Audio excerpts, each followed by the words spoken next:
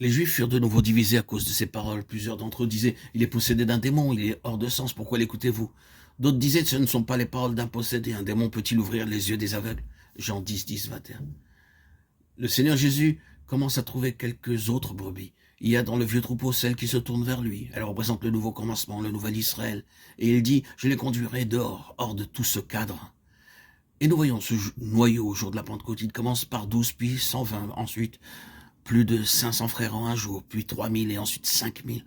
C'est le nouveau troupeau. Oui, Jésus établit ici le principe de l'Ancien Testament. S'il ne peut pas avoir les brebis de l'Ancien Testament, il reprendra le principe du berger et des brebis et le retrouvera dans son nouvel Israël de cette dispensation. La position est tout à fait claire, n'est-ce pas? Nous la voyons tout à fait clairement. Un Israël est mis de côté et un autre Israël le remplace.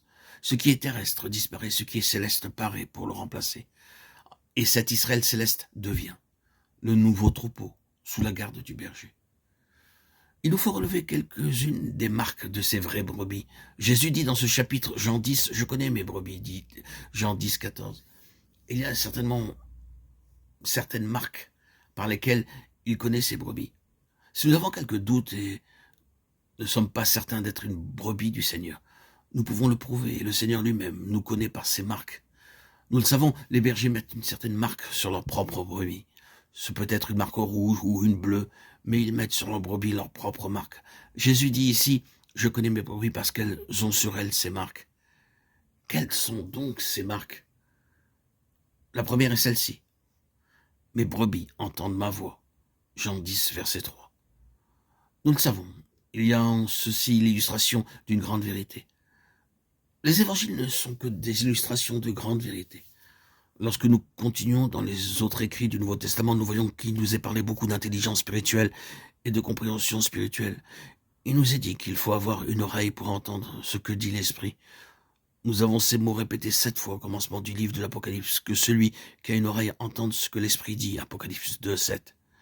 Ce n'est naturellement pas de notre oreille extérieure qu'il est parlé.